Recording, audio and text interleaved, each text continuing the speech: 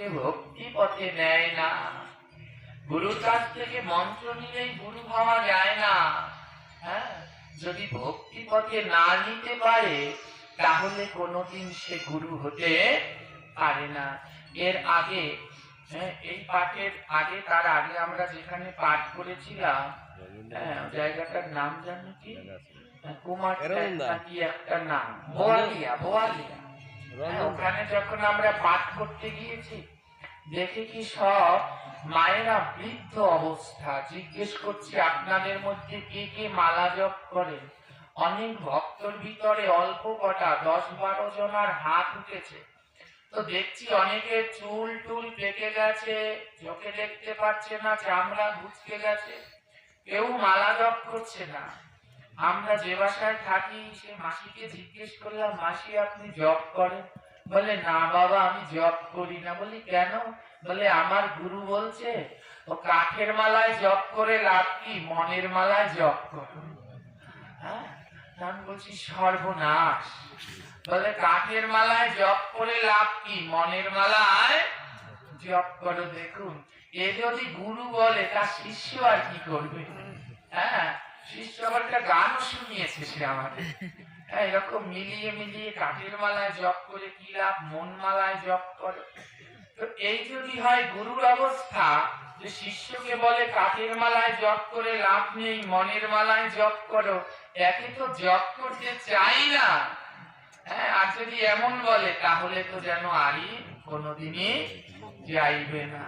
হ্যাঁ, এই এরকম গুরুর ফাঁদে যদি কেউ পড়ে যায় তাহলে আর তার এ জন্মে কৃপা সম্ভব নয়। তাই গুরু বরণ খুব সাবধানে করতে হয়। হ্যাঁ, গুরু বরণ খুব সাবধানে করতে হয়। দীক্ষা নেওয়ার জন্য ছটফটতা নয়, দীক্ষা খুব সূক্ষ্ম বিবেচনা করে নিতে হয়। দীক্ষা নেওয়ার জন্য তো আমরা সবাই পাগল। হ্যাঁ, যে যেমন পাচ্ছি দীক্ষা দিচ্ছি, সবাই দীক্ষা দিয়েও দিচ্ছে, কিন্তু দীক্ষা নিতে হলে আগে কিছু করতে হয়। আগে দিয়ে পরে খা, তারপরে দীক্ষা। কি সুন্দর কথাটা শুনুন, বলছে আগে দিয়ে পরে খা, তারপরে দীক্ষা। বলে আগে ভগবানকে দিয়ে প্রসাদ খেতেছে, তারপরে দীক্ষা নেয়ার কথা চিন্তা করো। আগে প্রসাদ পাও, ভগবানকে দিয়ে খেতে শেখো, তারপরে দীক্ষা নিও।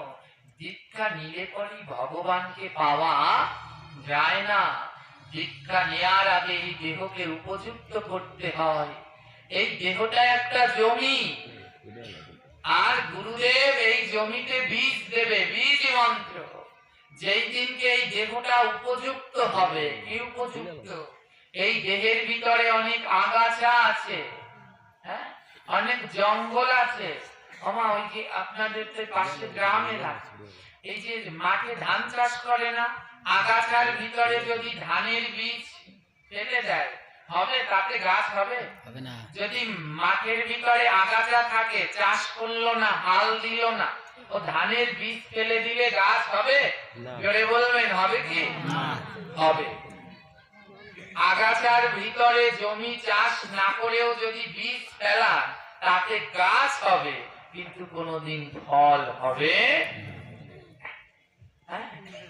দেহটা একটা জমি, এটাকে আগে পরিষ্কার করতে হবে। এটা বিভিন্ন আগাছায় ভরা, এটাকে আগে পরিষ্কার করো। কিভাবে পরিষ্কার করতে হবে? সাধু সঙ্গ করে। যেখানে সাধু সঙ্গ হয় সেখানে চলে যাও। এই আগাছাযুক্ত জমি, যেই সাধুর সাথে সাধু ছোঁয়া লাগবে, এই আগাছা জমিটা যেই পরিষ্কার জমির সাথে ছোঁয়া লাগবে, এই আগাছাগুলো পরিষ্কার হবে। তারপরে চাষ করো এই জমিকে, অনবরত চাষ। চাষ কি? নাম, নামাভাস। নাম আভাস অভ্যাস করতে থাকো, জপ করতে থাকো অনবরত। যত জপ করবে তত দেহ জমি চাষ হবে। যত সাধু সঙ্গ করবে তত আবর্জনা যাবে। আবর্জনা দূর করে চাষ করবে, তারপরে দেহ জমিতে জল দেবে। জল কি জানো? এই নাম করতে করতে একদিন জল ধরবে। সহস্রবারে কৃষ্ণ নামে যার নাহি ঝরে নয়ন জল, জানিয়া রাখিও তার নাম বুঝি বিফল। বলে 1000 বার কৃষ্ণ কৃষ্ণ বললে যার নয়নের জল না ঝরে, জেনে রাখবে তার নামে নিশ্চয়ই কোনো ঘাটতি আছে। যেই দিন নাম করতে করতে দেখবে অনাবরত নয়ন জল ঝরছে, সেই দিন বুঝবে তোমার কৃপা হয়েছে। তাই আগে জমি পরিষ্কার করো, চাষ করো, তারপরে জল দাও। যখন জমিটা উপযুক্ত হয়ে যাবে, এবার জমি উপযুক্ত, এবার এই জমিতে কিছু সার দাও। বলে সার কি? এই দেহ জমিতে কিছু সার দিয়ে দাও। সার কি জানো? সার হলো ভক্তের চরণ ধুলি। ওটা সার, ওটা যত দেবে তত ফলন বাড়বে, ওটা সার। ওই সারটা এনে এই দেহ জমিতে দিয়ে দাও, ভক্তের চরণ ধুলি। আগাছা পরিষ্কার করো, চাষ করো, জল দাও, সার দাও, জমি প্রস্তুত। তারপরে গুরুর কাছে যাও। যেই গুরু তখন তোমায় মন্ত্র দিবে, মন্ত্রটা হলো বীজ। যেই গুরু তোমায় মন্ত্র দিবে, বীজ মন্ত্র, অমন পরিষ্কার যুক্ত জমিতে যখন বীজ মন্ত্র গুরু দেবে বপন করে দেবে, দেখবে তোমার নয়নে থেকে অনাবরত জল ঝরছে। আর হৃদয়ের মাঝে এই জলগুলো যখন বীজের গোড়ায় পড়ছে, ওই বীজ অঙ্কুরিত হয়ে গাছ হবে। আর সেই গাছে যখন ফুল আর ফল হবে, সেই ফুল ফল দিয়ে যখন গোবিন্দের সেবা দেবে, সেই দিনই তুমি আমার রাধা।